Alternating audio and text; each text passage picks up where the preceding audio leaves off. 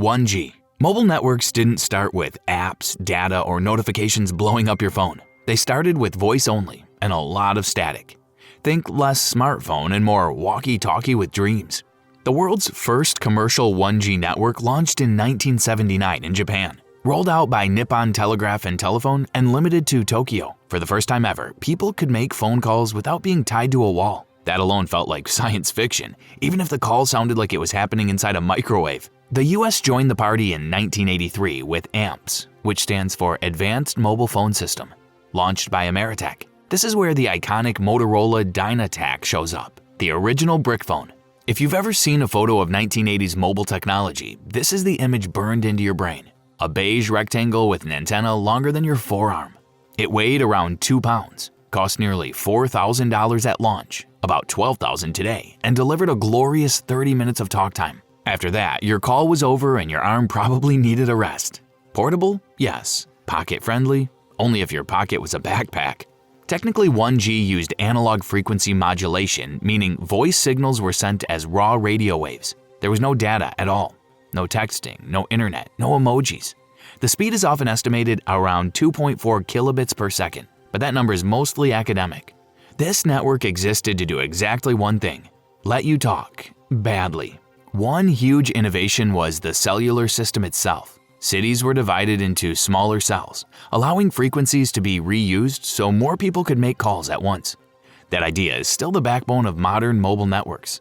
So yes, your iPhone owes something to this chunky dinosaur. But the downsides were brutal.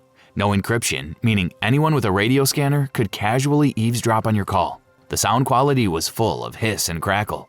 No roaming, so once you left your coverage area, your phone became a very expensive paperweight. And battery life? Let's just say power banks weren't a thing yet. Still, for its time, 1G was revolutionary. Your phone weighed as much as a small dog, cost as much as a used car, but you could make a call from your car. And in the early 80s, that was enough to blow minds. 2G. This is the moment mobile phones stopped being glorified walkie-talkies and started becoming personal. 2G was the glow-up. The first commercial 2G GSM network went live on July 1, 1991. Launched by Radio Linja in Finland. A few months earlier, on April 25, 1991, Finnish Prime Minister Harri Holker made the world's first official GSM call using a Nokia handset. It wasn't flashy, but it quietly changed everything. The biggest shift? Analog to digital. This single change flipped the entire mobile industry on its head. First, digital encryption meant your calls were finally private. No more random people with radio scanners listening to your conversations like it was live podcast content. Second, spectrum efficiency improved massively. Digital signals let networks support way more users at once, which meant fewer dropped calls and less network busy trauma. But the real cultural nuke was SMS text messaging. The first SMS was sent on December 3, 1992, and the message was beautifully boring. Merry Christmas. It was sent from a computer to a phone, and almost nobody cared. Texting was seen as a side feature. Even carriers didn't think it would matter. Then, the late 90s happened. Suddenly, teenagers were firing off texts like machine guns. Entire conversations moved to tiny monochrome screens. A new language was born. LOL, BRB, TTYL. Because every character cost money and thumbs were slow. If you could text under the desk without looking, you were elite. Speed-wise, early 2G ran at 9.6 to 14.4 kilobits per second, which sounds painful today. But later upgrades like GPRS and Edge pushed things into the 40 to 100 kilobits per second range. That was enough for basic email, painfully slow web pages, and WAP sites that looked like the internet after leg day was skipped. This era also gave us legendary hardware. The Nokia 3310 turned phones into indestructible lifestyle accessories.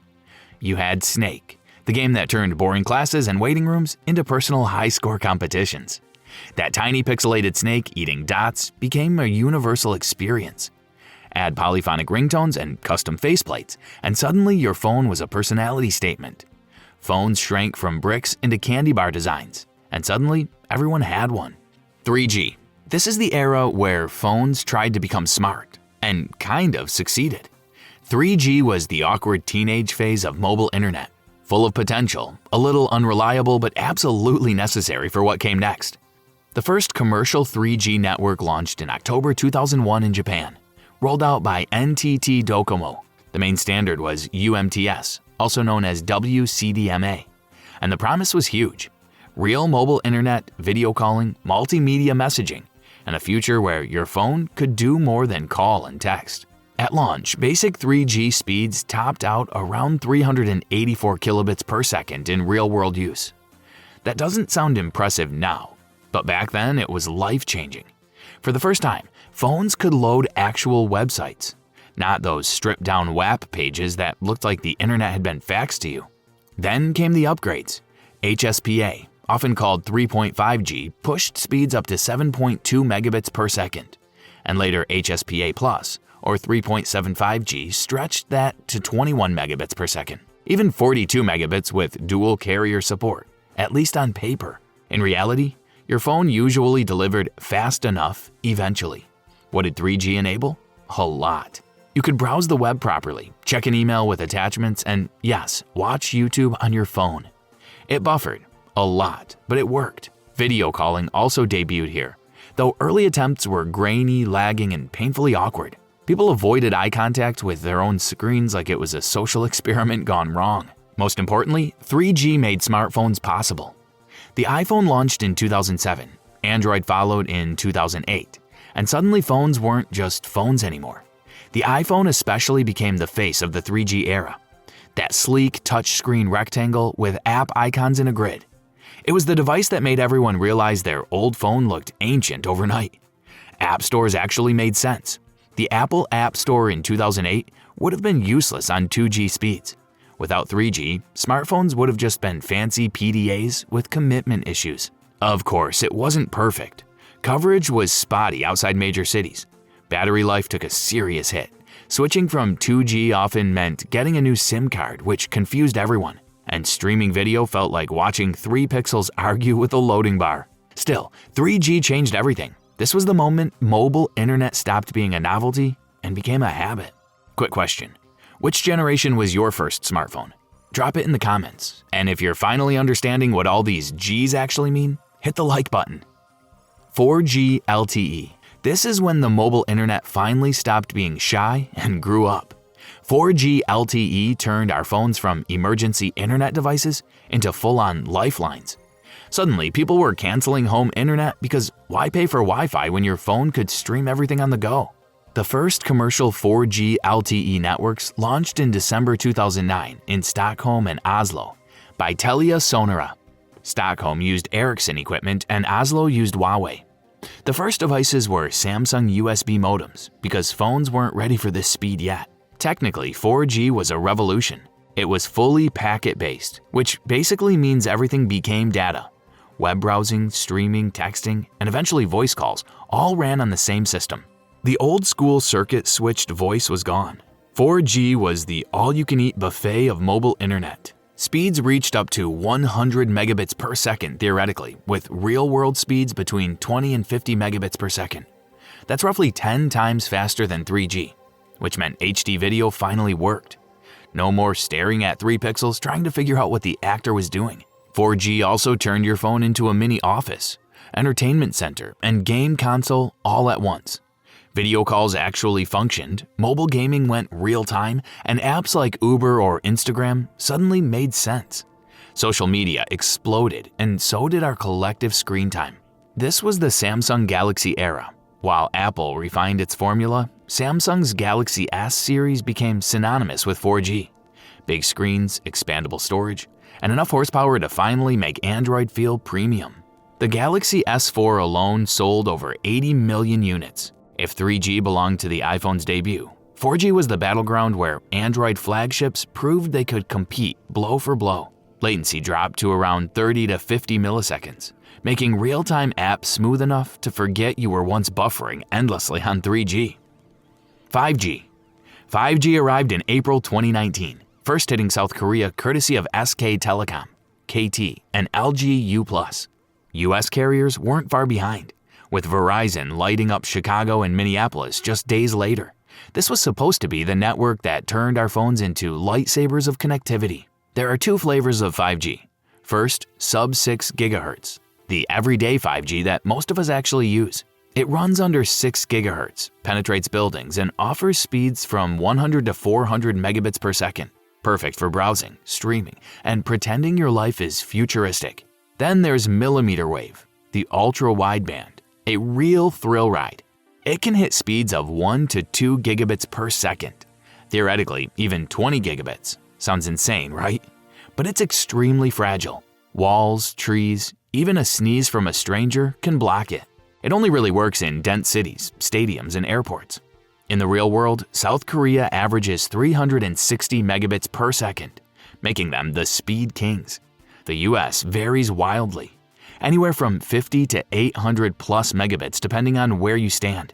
Millimeter wave tests have even reached 2.3 gigabits per second.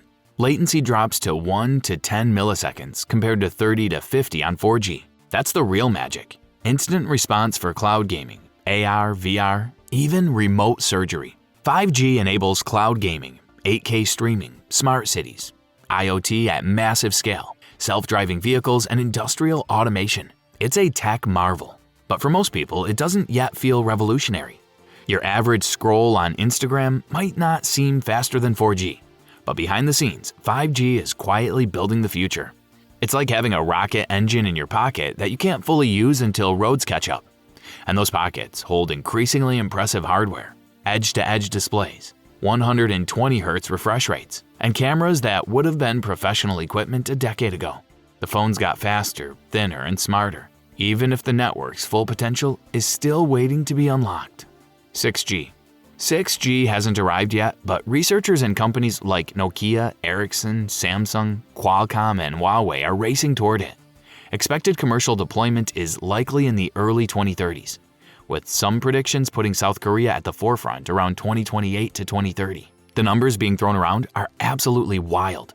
Theoretical speeds could hit 1 terabit per second. That's 1,000 gigabits, easily 50 to 100 times faster than 5G. Realistic speeds might still exceed 100 gigabits on ideal conditions. Latency might drop below 1 millisecond, potentially reaching 0.1 milliseconds. Connection density might support 100 million devices per square kilometer, 10 times what 5G can handle. Mobility at speeds up to 1,000 kilometers per hour would make high-speed trains and aircraft fully connected. Location accuracy could reach a mind-boggling 1 centimeter. 6G is expected to bring AI-native networks, integrated sensing, non-terrestrial satellites, and high-altitude platforms, holographic 3D video calls, digital twins, massive antenna arrays, and terahertz frequencies. Imagine holographic telepresence where you feel like your coworker is literally in the room. 16K streaming that surpasses human vision, brain-computer interfaces, fully autonomous everything, and real-time virtual twins of entire cities. And the devices themselves? Expect phones to look nothing like today's glass rectangles. Foldables, rollables, and flexible displays are already here. By 6G, your phone might wrap around your wrist, unfold into a tablet, or project interfaces directly onto surfaces. The form factor that's dominated since the iPhone could finally give way to something we haven't imagined yet. Of course, there's a reality check. We said similar things about 5G, and most consumers didn't notice daily improvements right away. Infrastructure will be astronomically expensive, and most people don't need speeds beyond 5G for current apps. Still, 6G promises a mind-blowing glimpse into the future of connectivity. If 5G taught us anything, it's that the hype often races ahead of what's actually useful. Expect the marketing to scream now while the real benefits arrive slowly. And that's mobile networks, from 1G bricks to future 6G speeds. Each generation fixes the last one's problems, roughly every 10 years. Which generation did you grow up with? Sending texts on 2G, buffering on 3G, or streaming on 4G? Let me know in the comments. Now here's the thing, you just learned how mobile networks evolved outside your home. But the moment you walk through your front door, there's a completely different set of confusing numbers waiting for you. Wi-Fi 4, Wi-Fi 5, Wi-Fi 6, Wi-Fi 6E, Wi-Fi 7. What do any of those actually mean? Why does your router have a different number than your phone's connection? And is upgrading your Wi-Fi router even worth it if your internet plan stays the same? That's exactly what we're covering next. Every Wi-Fi generation explained simply. from the ancient 802.11b days to the blazing fast Wi-Fi 7. What each one does, which one you actually need, and why the naming used to be even more confusing than mobile networks. Click the video on screen right now, and I'll see you there.